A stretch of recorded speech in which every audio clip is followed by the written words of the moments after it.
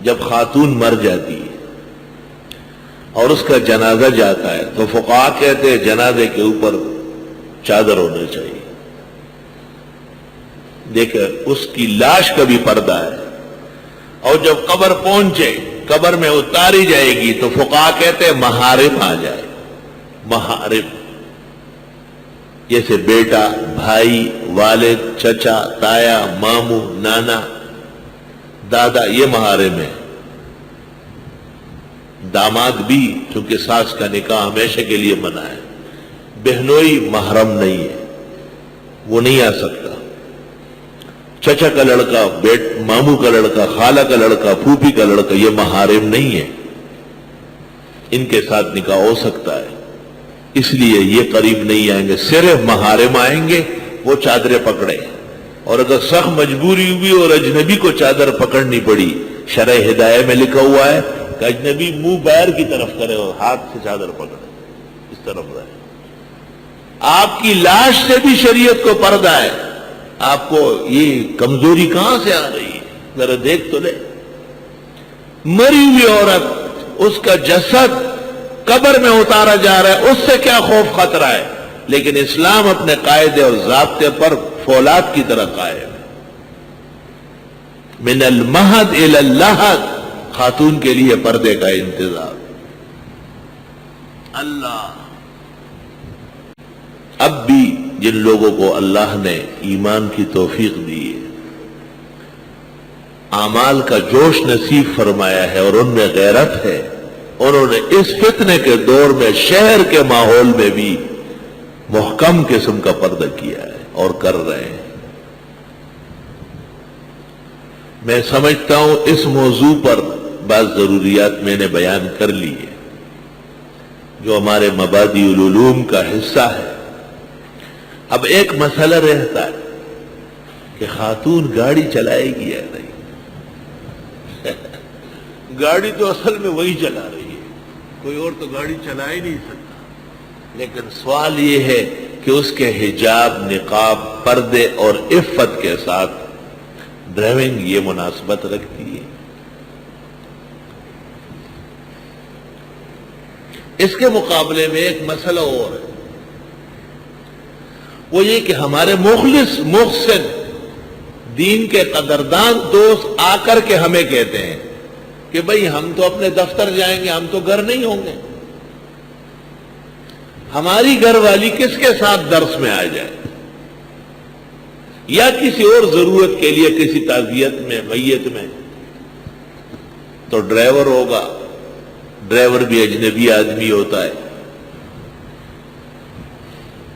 کبھی کبھی تو ہم ان کو کہتے ہیں کہ بوڑھا ڈرائیور رکھے، لیکن بوڑھا بھی خطرناک ہوتا ہے. وہ تو بہت تجربہ کار ہوتا ہے کیونکہ وہ تو زمانے کو پار کر چکا ہوتا ہے. وہ جوان غریب تو کوئی ڈرتا ورتا ہے، بوڑھا تو کہتے ہیں مجھے تو کوئی کچھ کہے گا ہی نہیں. ایسا اس کو کہتے ہیں فتنہ. واتقوا فتنہ لا تصیبن الذین ظلموا منکم خاصہ. فتنہ اس کو کہتے ہیں کہ نہ چھوڑ سکتے ہو نہ لے سکتے ہو، اس کو فتنہ کہتے ہیں. جو پریشان کن حالات ہوتے ہیں علماء کہتے ہیں فتنہ ہے. ہم اس سے نکل بھی نہیں سکتے ہیں اور اس سے بری بھی نہیں ہو سکتے، ساتھ بھی نہیں دے سکتے. تو کوئی شک نہیں ہے کہ خاتون ازروِ ضرورت گاڑی چلا سکتی ہے. ازروِ ضرورت شدیدہ. اول تو بیٹا، بھائی، خاون وہ لے کر کے آئے، لے کر جائے، لیکن یہ تقریباً ان کے لیے ناممکن ہے کیونکہ وہ بھی اپنے کام میں ہوتے ہیں. یہ ایک ضرورت ہے کہ سخت مجبوری ہے اور خاتون چلا سکتی ہے تو جا سکتی ہے.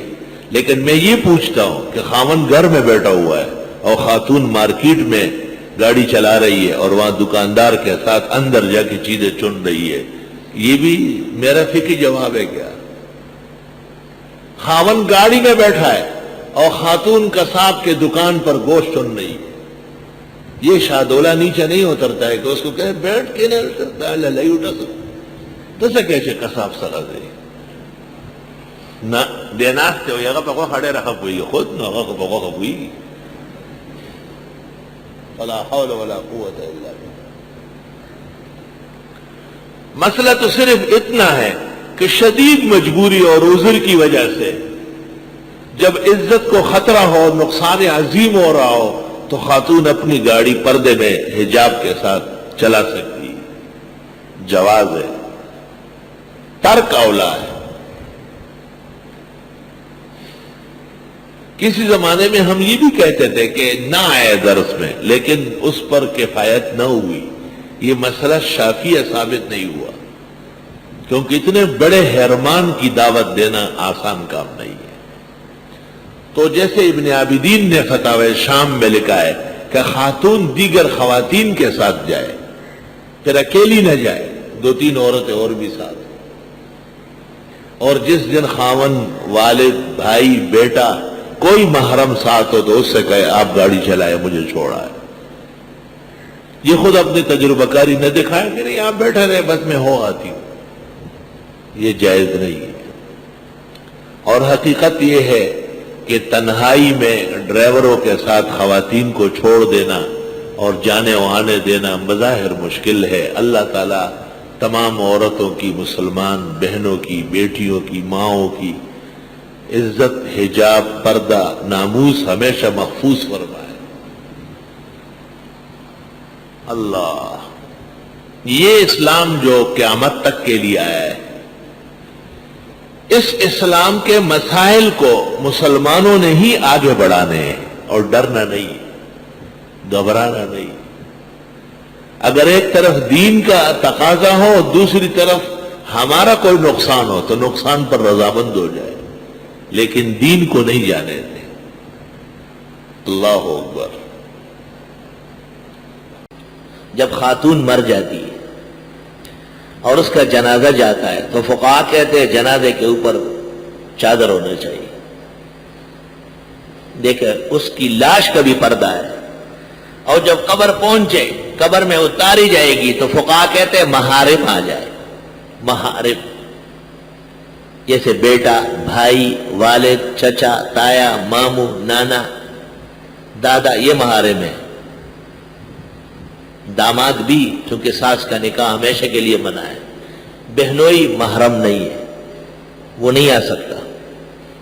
چچا کا لڑکا، ماموں کا لڑکا، خالہ کا لڑکا، پھوپھی کا لڑکا، یہ محارم نہیں ہے. ان کے ساتھ نکاح ہو سکتا ہے، اس لیے یہ قریب نہیں آئیں گے. صرف محارم آئیں گے، وہ چادریں پکڑے. اور اگر سخت مجبوری ہوئی اور اجنبی کو چادر پکڑنی پڑی، شرع ہدایہ میں لکھا ہوا ہے کہ اجنبی منہ باہر کی طرف کرے اور ہاتھ سے چادر پکڑے، اس طرف رہے.